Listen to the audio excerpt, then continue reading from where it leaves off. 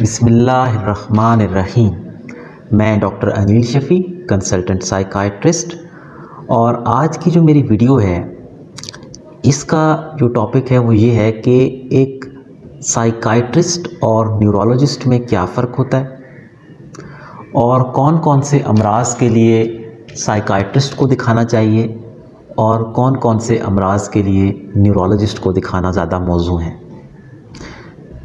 تو جیسا کہ آپ کو پتہ ہے کہ سائیکائٹرسٹ اور نیورولوجسٹ دونوں جو ہیں وہ انسانی دماغ کی بیماریوں سے ڈیل کرتے ہیں، لیکن ان دونوں شعبوں کے درمیان کچھ اہم فرق ہیں جو کہ آپ کو پتہ ہونا ضروری ہے تاکہ یہ آئیڈیا ہو کہ کون سا مرض کون سا ڈاکٹر اس میں سے ڈیل کرے گا۔ دماغ کے بارے میں اگر آپ سمجھنا چاہیں تو اس کی ایک مثال ہے کہ ایک کمپیوٹر جیسے ہوتا ہے۔ کمپیوٹر کے مختلف حصے ہوتے ہیں، سی پی یو، ٹی وی جو اس کا اسکرین ساتھ ہوتا ہے، کی بورڈ ہوتا ہے، ماؤس وغیرہ۔ یہ سارے وہ حصے ہیں جو کہ جن کو آپ فزیکلی دیکھ سکتے ہیں کہ یہ آپ کے سامنے پڑے ہیں۔ اس کو ہم ہارڈ ویئر کہتے ہیں، کمپیوٹر کا ہارڈ ویئر۔ اور ایک وہ حصہ ہے کمپیوٹر کا جس کو ہم کمپیوٹر پروگرام کہتے ہیں، یعنی سافٹ ویئر۔ مثال کے طور پر جیسے آپ کمپیوٹر آن کریں تو آپ کا ہو سکتا ہے ونڈوز کے اوپر آپریٹنگ سسٹم چلتا ہے، تو وہ آپ کا سافٹ ویئر ہے کمپیوٹر کا، جو کہ اس سارے سسٹم کو چلاتا ہے۔ اور ظاہر ہے کہ سافٹ ویئر کے بغیر کمپیوٹر جو ہے اس کی کوئی ویلیو نہیں ہے۔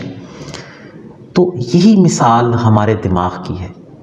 ہمارے دماغ کا ایک ہارڈ ویئر ہے، ہارڈ ویئر سے مراد ہمارے دماغ کی ساخت، اور یہ جو ہمارے دماغ کی ہارڈ ویئر ہے اس کا جو ڈاکٹر ہے وہ نیورولوجسٹ ہے، یعنی وہ بیماریاں جو دماغ کی ساخت سے متعلق ہوتی ہیں ان کے بارے میں جو علاج ہے وہ عموماً نیورولوجسٹ کرتا ہے۔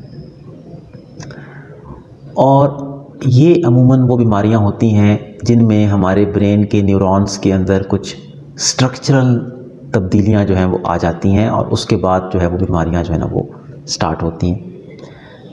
اسی طرح سے برین کا ہارڈ ویئر سافٹ ویئر، یعنی جس کو ہم مائنڈ کہتے ہیں، یعنی جو سوچنے والا ہمارا دماغ ہے یا محسوس کرنے والا ہمارا دماغ ہے، اس کی جو بیماریاں ہیں وہ سائیکائٹرسٹ ڈیل کرتا ہے۔ پہلے یہ سمجھا جاتا تھا کہ جو سائیکائٹرسٹ بیماریاں ڈیل کرتے ہیں اس میں دماغ میں کسی قسم کی کوئی تبدیلی نہیں آتی، صرف ایک سائیکولوجیکل اثر ہوتا ہے اس سافٹ ویئر میں، اس پروگرامنگ میں، جس کی وجہ سے یہ بیماریاں سامنے آ جاتی ہیں۔ لیکن پچھلے کافی سالوں سے جو تحقیقات ہوئی اس میں یہ سامنے آیا کہ سائیکائٹرک النیسز کے اندر بھی کچھ ایسی تبدیلیاں ہیں جو برین میں آتی ہیں، لیکن وہ تبدیلیاں کیمیکلز کے لیول پہ ہوتی ہیں۔ تو اب یہ ہے کہ یہ ان دونوں کے درمیان ڈسٹنکشن ہے۔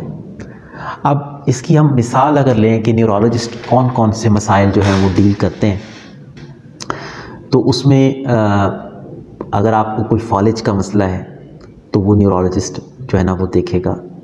مرگی بڑی کامن بیماری ہے، اور اگرچہ سائیکائٹرسٹ بھی کبھی کبھار اس کو دیکھتے ہیں، لیکن مرگی ایک اسپیشلائزڈ فیلڈ ہے جو کہ نیورولوجسٹ ہی بیٹر ہے کہ وہ دیکھے۔ اسی طرح سے اعصاب پٹھے کی بہت ساری ایسی بیماریاں ہیں جو سٹرکچرل ہیں۔ سٹرکچرل سے مراد یا برین کے سٹرکچر میں، یا اسپائنل کارڈ، یا جو ہمارے جسم میں نروز جا رہی ہیں ان کے سٹرکچر میں، کیونکہ یہ تینوں چیزیں مل کے ہمارا جو ہے نا وہ نروس سسٹم بناتی ہیں۔ ان میں کہیں پر بھی کوئی ساخت کے اندر کوئی مسئلہ آ رہا ہے اور اس کی وجہ سے پرابلم آ رہا ہے تو اس کو نیورولوجسٹ دیکھے گا۔ اور اس میں بھی یہ ہے کہ اگر تو وہ مسئلہ ایسا ہے جو دوائی سے حل ہوگا تو پھر وہ ظاہر ہے کہ نیورولوجسٹ دیکھے گا، اور اگر یہ لگے گا کہ جی اس کا آپریشن ہونا چاہیے تو پھر وہ نیورو سرجن دیکھے گا۔ لیکن جو سائیکائٹرسٹ ہے وہ کیا کیا چیزیں دیکھتا ہے؟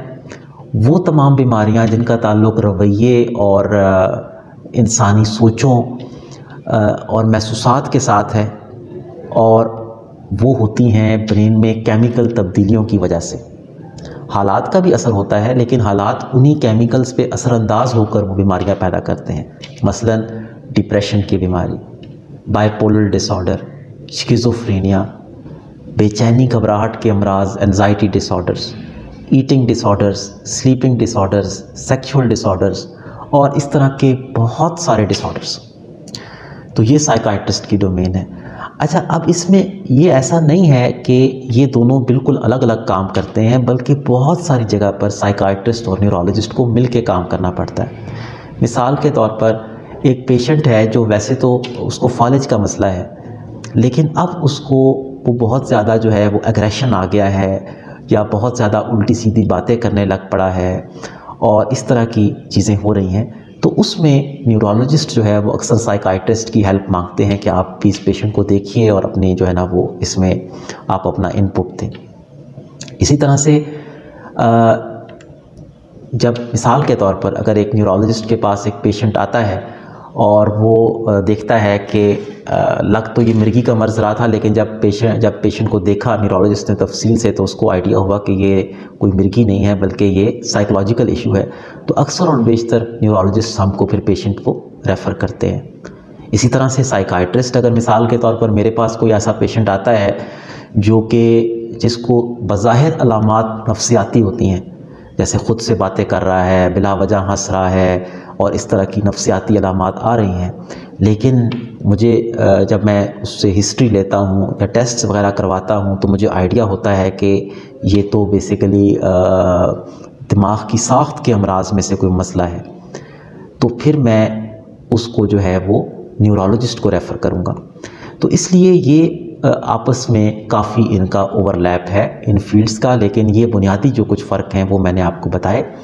مجھے امید ہے کہ اس سے آپ کی رہنمائی ہوئی ہوگی، اور ضرور بتائیے گا کہ آپ کو کیسی لگی ویڈیو اور آگے آپ کن موضوعات پر ویڈیوز جو ہیں وہ دیکھنا چاہتے ہیں۔